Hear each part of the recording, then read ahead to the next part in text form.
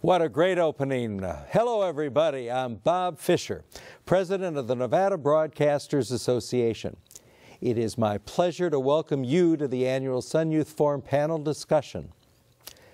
Las Vegas Sun founder Hank Greenspun and Ruthie Deskin believed that young people had something important to say.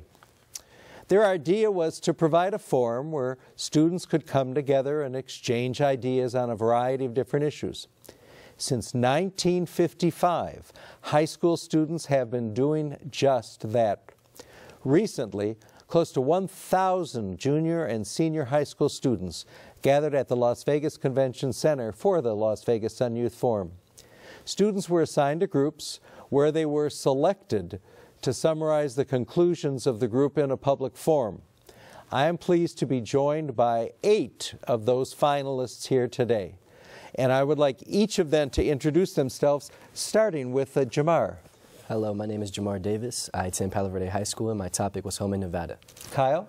I'm Kyle Ivey. I attend Las Vegas Academy, and my topic was home in Nevada. Cody? I'm Cody Anderson. I go to Advanced Technologies Academy, and my topic was potpourri. Zach? My name is Zach Fisher. I go to Las Vegas Academy, and my topic was America. How about you, Eric? I'm Eric Ringler from Foothill High School, and I had teen topics. Alex? Good afternoon, everyone. My name is Alex Bybee. I'm from Bonanza High School, and my topic was school days. Aaron? I'm Aaron Liu. I attend Palo Verde High School, and my topic was around the world. I'm John Lanuti, a senior over at Green Valley High School, and my topic was law and crime. We saved the best for last. See. Welcome, everybody. Welcome to the Sun Youth Forum. We have got a lot to discuss, but before we get started, let's take a look at this year's Sun Youth Forum. Imagine a place where the opinions of teenagers can be heard loud and clear without interruption. The Sun Youth Forum is the place to do just that. Held yearly at the Las Vegas Convention Center, this event brings thousands of young adults and community leaders together to discuss many hot topic issues. The participants are junior and senior high school students from over 52 high schools across the Las Vegas Valley. Brian Cram, director of the Greenspun Family Foundation, is responsible for putting on the forum each year. The forum is simple in its concept. That is that children should be heard, not just seen. That they have relevant ideas, that they can express them, that they in fact have some solutions that I think adults ought to listen to. There are numerous groups available for students to choose from, which range from teen topics to worldwide current events. Each topic is facilitated by a moderator who guides the discussion. Many of the facilitators are industry professionals who are interested in the students' perspectives on relevant issues. Carolyn Edwards, president of Clark County Board of School Trustees, and Congresswoman Shelley Berkeley were some of the more well-known moderators. Students had much to say when presented with an open forum to discuss what is really important to them. It's good to come and have an educated conversation at the same level with kids that are our age, that are peers, that are speaking on life experience as it's happening, not as it happened. With outlets like the Sun Youth Forum still remaining, it is just another opportunity to keep young adults engaged with social and political issues that can and will affect them in the future. It's really helped me to look at where I stand on some issues and to maybe reevaluate my position. It's just a great opportunity to be able to come here and even to listen to the ideas expressed inside of the classrooms. Here, everyone has their opinion. Everyone's allowed to share their opinion. And if you disagree, you can speak against it. But, you know, there's no vile tone that's here. So I think America could learn a lot from that, talking out your differences, right, rather than sticking to your side and not compromising. What a great introduction. What we're going to do, something different, gentlemen. We're going to actually do a Sun Youth Forum right here. And we're going to do different topics. And you're going to choose the topics. I know that it's always smart on a show like this to start with something slow and easy and not get people upset. So, Eric, I'm going to go with you. You're from Foothill. Teen topics, right? Yes. Would you summarize in a sentence what teen topics was? We talked everything from abortion all the way to peer pressures. And one of the main topics was abortion. Uh-huh. So that's what you want to talk about? Yeah. All right, what do you want to talk about with abortion? I don't know if they have any opinions, this group. We talked about prevention and safe sex versus abortion teaching in classrooms. Interesting. Interesting? Very interesting. How so? Well, one of the things that I've discussed with some friends was, you know, what should be taught in sex education in high school, contraception or abstinence? And I think that that's something we really need to look at. Do we want to, you know, tell students don't do it, or do we want to tell them, you know, viable measures in which they can prevent pregnancy through contraception? So, and if you were a parent, what would you advise? You know, I would talk to my kids and I would let them know that contraception is a viable means to prevent pregnancy because, you know, it is inevitable. What's inevitable? Okay, okay. I don't want to go there. Gentlemen, any reaction or response? Well, I think that maybe it isn't so much of a choice as should we teach contraception or should we teach abstinence. I think that a healthy mix of both can work pretty well. I mean, they're both real things, and I think we have this mentality in our society that we have to run away from things and we shouldn't be talking about things like sex in school. But I mean, it's very much a reality. It's something that almost everyone deals with in their life, and I think it's something we should talk about. If there's something to talk about it, let's address the whole. In my room, we talked a lot about how they should teach more about what to do and what happens and how you can prevent it rather than them just teaching about not doing it. Well, the question I think we want to ask ourselves is, do we want a government that has the right to make that choice whether people should or should not be allowed to get abortions? Because if you give the government that right, they could take further rights with the American freedom. Yeah, I agree. I think personally I'm against abortion. I don't think abortion is the right thing, but I still believe in the people's right to choose to have an abortion. Whereas personally I don't believe in the tenets of abortion, and I don't believe people should have abortions. I think society is much too absolute, and I feel that it's wrong to believe in either we should teach abstinence or we should not, or we should teach contraception, or we should say abortion or not abortion. And I think we should put it on a much more personal scale where people can make, you know, be comfortable in their own decisions and have enlightened, educated decisions. And John, I'm sure that the viewing audience, when you made your statement, probably would want the follow-up question. Do you think in any circumstance there should be an abortion? I believe so. I believe when it threatens the mother's health, when rape or incest is involved, I think an abortion is completely in bounds. But I think when it's just simply, you know, anyone's just simple mistake, then I don't believe that it can just be an escape mechanism personally. But I think that it ultimately comes to the individual's choice. I believe that most of the conversation about abortion that we've had and has occurred in the past is about the personal level. You mentioned kind of copying out of the responsibility of raising a child. But this is kind of the same conversation we had when contraception was starting to become mainstream in America. You know, people saw that as irresponsible, but everybody ignored the wide-scale social benefits that came from that. You know, how it advanced women's rights and how it changed the role of the family in society. And I think abortion has accomplished exactly that since Roe versus Wade, and the benefit has been enormous. And when we're talking about abortion, too, I think it's important to remember that it's not really abortion that Roe v. Wade was about either. It was about privacy. It was about that implied right to privacy that's found in our Constitution. And I think that, you know, that's another part of the argument that gets kind of maybe not talked about as much as it deserves, is that what we're really talking about is a right to privacy. Like Kyle said, what can the government really control? Well, Jamar, what's your feeling? Going on that theme, I see a lot of talking about just having your personal rights and democracy and just having that right to choose.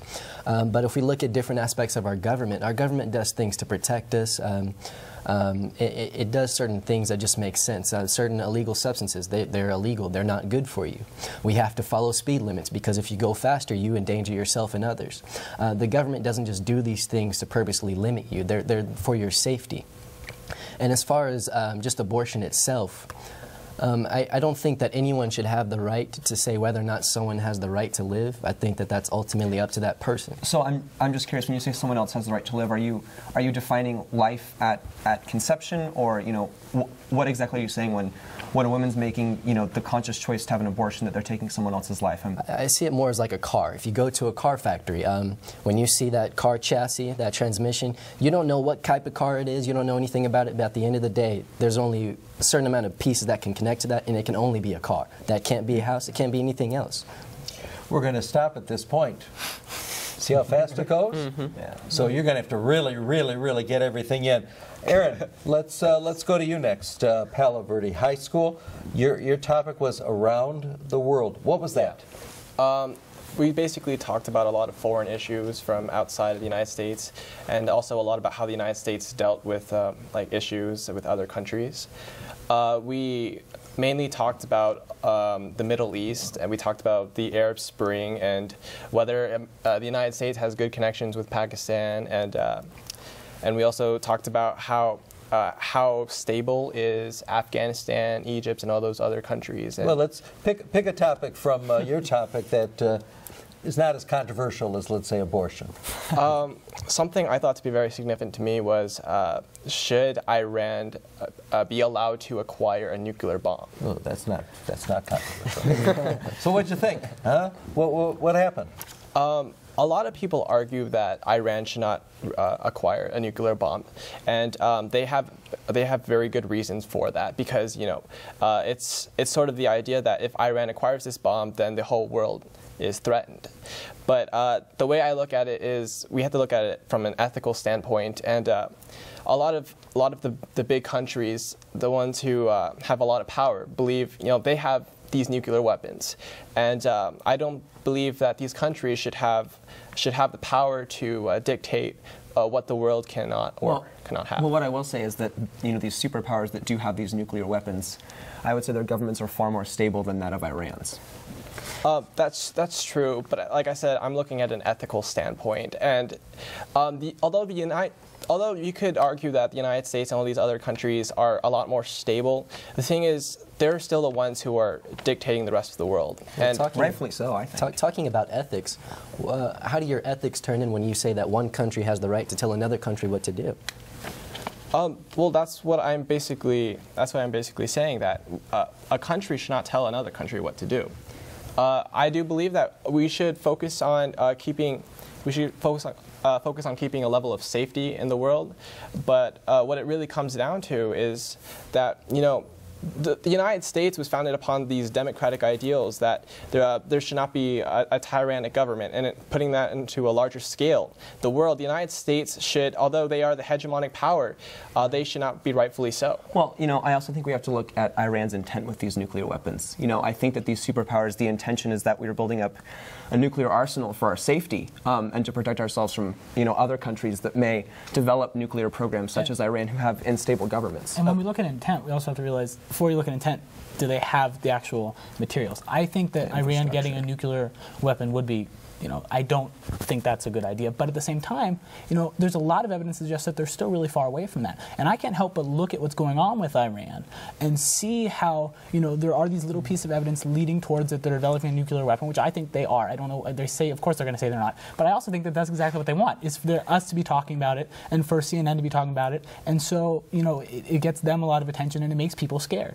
And it reminds me a lot of Iraq. Well, actually, what you've hit on is something that I think we kind of glossed over in the conversation before, and we kind of assume that Iran is a rogue state, that they're an irrational player, that mutually assured destruction doesn't apply to Iran. I think Santorum brought this up before. He said, if they're better off dead than alive, why should we trust them with nukes? But a lot of people cite Ahmadinejad for that, and some more radical politicians. He has about as much power in the Iranian government, realistically, as the Queen of England making political statements. He really holds no actual power, and the more level-headed government, even the Ayatollah, have exercised more moderate views. So even if they did have nuclear weapons, I'm not so sure they'd use them irrationally or necessarily for evil. I still think it's appropriate, and it's a role that the United States should play, that we should kind of oversee the infrastructure developments that they have in their nuclear, arsenals. That's one of the problems we have today. A lot of people don't like America because we do try and be that police. We do try and be that superpower that controls everyone else. But let's think of it a different way. What if we stood back and we realized this person does have power? So why not come to a compromise and work with this someone? You don't want to aggravate someone who has fire, do you? We already know that there's some type of intelligence that leads to them being potentially harmful. So why would we want to aggravate something? Well, I mean, I don't think we want to aggravate the the fire, but I certainly think that the United States has the resources to put that fire out. And I think that's what the intent well, of if the you're United talking States in is. terms of nuclear weapons putting another fire out, then that's mad. That's mutually assured destruction, because if we're building our own stockpile of nuclear weapons against another stockpile of nuclear weapons, then it's not just the two countries that are going to die. But the United States government is ensuring that we're taking steps to reducing our nuclear arsenal. I mean, with the START treaty that we just signed with Russia, you know. And unfortunately, I have to put out the fire on the top. But for the viewing audience, this gives you an idea. How much time? You guys were about 2.5 hours, 3 hours in actual discussion on the various topics. I'm curious. In your group, did they come to a conclusion? We didn't come to any conclusion. Didn't come to a conclusion. In your group, come to a conclusion on this topic? This topic, the majority of the room basically said that we should not give Iran nuclear weapons. Okay, let's move on. Alex, Bonanza High School, school days. Yes. Wonderful school days. Topic. You know, the majority of the conversation was dominated by standardized testing and its role in the classroom and education in general. For the viewers who may not know what that is? You know, there are different standardized testing. There's nationally standardized tests, and then there's statewide standardized tests. Nevada has the Nevada High School Proficiency Examination, and then nationally standardized tests such as college entrance examinations would be the SAT and the ACT. So what about them? Are they good? Are they bad? I think they're a very necessary evil, to be honest. I believe that... Evil? Yes, because I don't believe they actually test intellect. I don't believe they test valuable skills you need to leave high school, because the high school proficiency exam is meant to say, are you proficient in all the skills you need to go and graduate from high school? And I don't believe that the high school proficiency exams do that at all. As well as college entrance exams, I believe that, for example, the SAT pretty much tests how well you can take the SAT test. Or it tests how much, you know, your family's socioeconomic status, because, you know, colleges are participating in SuperScore, and you can choose which sections are scored. So the students that can afford to take the test more times can afford the test prep, the $1,000 classes. Those students are insured to do better on those tests. So I think these are really proctoring, you know, students' socioeconomic status rather than intellect and ability to succeed isn't that in inevitable? college. Students who have more money can also go to a better school. They can. So Not always. No, because not always, but it does. Money does have an influence even after the test. Well, and I think that, you know, the Ivy Leagues have really identified with that, and this is something we discussed in the classroom, was that they have really upped their financial aid. I mean, with Harvard's endowment being over $20 billion, they can afford to, you know, take 1,600 freshmen and give financial aid to 95% of them. So, I mean, their financial aid is really tremendously increased, and I think that that, you know, is something that we're seeing, you know, a trend in higher education. I participated in a program called QuestBridge for low-income students, and that is a program that helps bridge low-income students with high-achieving schools. And I think that when you're approaching standardized tests, it's pretty much a consensus that the test is a better indicator of how well you take the test, like you said, than your actual knowledge or how prepared you are for college. But my only problem is kind of what Alex said, is that things like socioeconomic class and your race can have, you know, the trends have such a big correlation with it. Yes. And I think that needs to be fixed. And I don't know, you know, if the federal government could step in and say. Well, I think the trends are inevitable. I mean, it's a proven fact that Hispanic people actually have a lower amount of, or they don't do as well on the standardized testing. And I think standardized testing, Why is that? I think it is mainly because of their socioeconomic status, and the fact that they have the low income results in doing more poorly on the standardized test. Mm-hmm. But does everybody agree with that? I'm just curious as to where you got that fact from, like the fact of, like, the statistic that Hispanic people do less well than any one of us. I got that from like a Nevada website. Well, you know, I think he brings up an important point, is that race does play a factor in these standardized testing. I'm not sure about Hispanics specifically, but I think that the College Board and other organizations identified with that, and that's why they created, you know, the Merit Scholar program that was specifically for African American students. So I think that College Board has identified with how race plays a factor in standardized testing, but I don't think it's the dominating factor. But also, I think we've been more pushing out the problems of standardized testing. But as I said before, I think it's an inevitable evil, just because how else are we going to test students in whether it be college entrance, high school graduation, middle school, any of that sort of thing? How else are we supposed to test children in a a large scale format? I think that idea that standardized testing is an inevitable evil, I think, is one of the biggest fallacies in America's education system, because there are plenty of systems around the world. Like, we've looked at China for the past decade or so, since Bush took control, is like the golden standard of education. But as these kids are going through schools and entering the actual world, they've discovered that they can't find jobs because their education system has not prepared them for life, for employment. Whereas countries like Finland, which put almost no emphasis on testing whatsoever, have experienced the exact opposite effect. So I think standardized testing was kind of it was a good run. We gave it a shot, but it's no longer an absolute in education. Not only is it not an absolute in education, it's also a topic that has just concluded. How convenient. Listen, we want to get everybody in here. Kyle, Las Vegas Academy, you had a topic that in my group, there were actually, I think, 3 different groups with home in Nevada. What do you want to talk about? I mean, we got to go back to something that is easy to talk about. Well, I'd like to discuss gay marriage. And okay, good night, folks. Well, legalizing that in Nevada.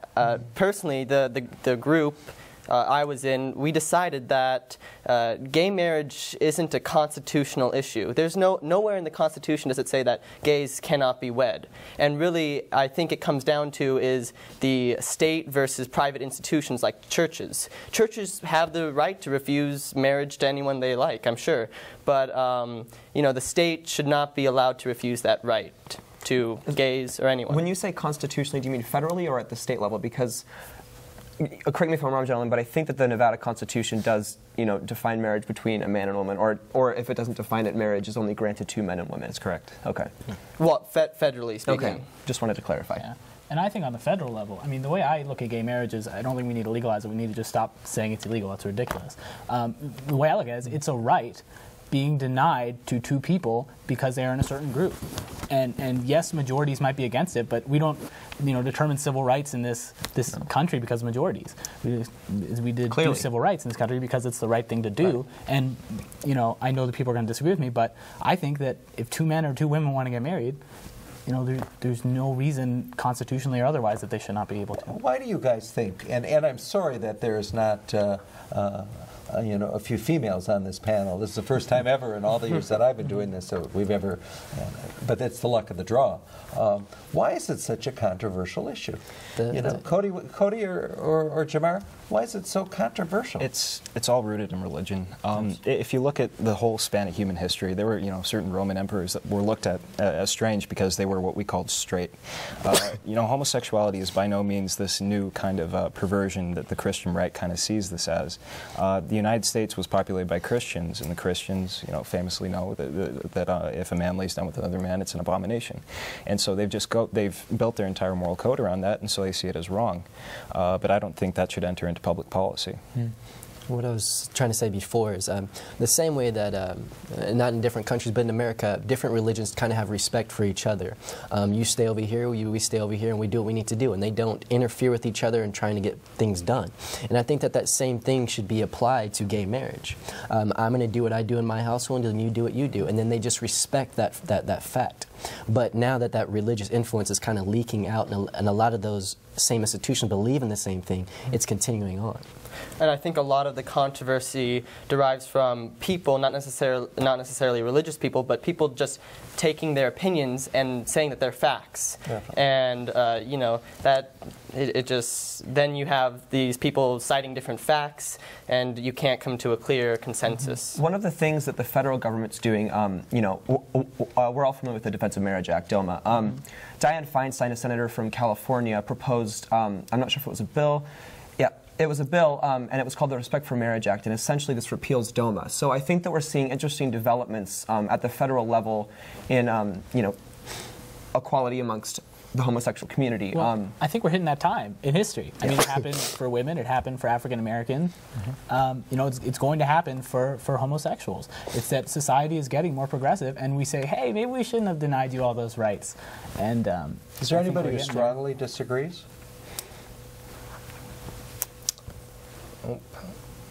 Okay. Well, okay.